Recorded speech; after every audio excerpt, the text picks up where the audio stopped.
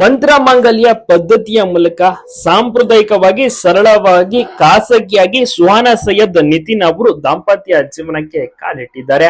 ಹೌದು, ಕನಕಪುರ ಖಾಸಗಿ ರೆಸಾರ್ಟ್ ಒಂದರಲ್ಲಿ ಸುಹಾನಾ ಸೈಯದ್ ಅವರು ಕುಟುಂಬಸ್ಥರು, ಆಪ್ತರು, ಬಂಧು ಮಿತ್ರರ ಒಂದು ಸಮ್ಮುಖದಲ್ಲಿ ಈ ಒಂದು ಮದುವೆನ ಸಹ ಮಾಡ್ಕೊಂಡಿದ್ದಾರೆ.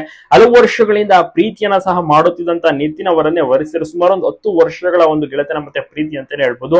ಮನೆಯಲ್ಲೂ ಕೂಡ ಒಪ್ಕೊಳ್ತಾರೆ. ಧರ್ಮ ಬೇರೆ ಆಗಿರ್ಬೋದು, ಭಾರತೀಯವರು ನಾವು ಆಗಿರುವುದು, ಮಾಂಗಲ್ಯ ಸಿಂಪಲ್ ಆಗಿ ಒಂದು ಕುವೆಂಪು ಅವರ ಒಂದು ಆಶಯದಂತೆ ಅವರ ಒಂದು ತತ್ವವನ್ನ ಪಾಲಿಸುವ ರೀತಿ ಮಂತ್ರ ಮಾಂಗಲ್ಯನ ಮಾಡಿಸಿ ಕಲ್ಯಾಣವನ್ನು ಸಹ ಮಾಡ್ಕೊಂಡಿದ್ದಾರೆ. ಸುಹಾನಾ ಅವರಿಗೆ ಇದೇ ರೀತಿ ಆಗ್ಬೇಕು ಅಂತ ಆಸೆ ಇತ್ತು. ಅದೇ ರೀತಿ ನಿತಿನ್ ಅವ್ರಿಗೂ ಕೂಡ ಇಬ್ಬರು ಕೂಡ ಕ್ಯೂಟ್ ಕಪಲ್ ಇವರ ಒಂದು ಮದುವೆ ರಿಸೆಪ್ಷನ್ಗೆ ತುಂಬಾ ಸೆಲೆಬ್ರಿಟೀಸ್ ಗಳು ಬಂದಿದ್ರು.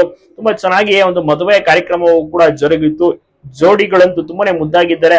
ಅಭಿಮಾನಿಗಳು ವಿಶೇಷಗಳನ್ನ ಕೂಡ ತಿಳಿಸಿದ್ದಾರೆ.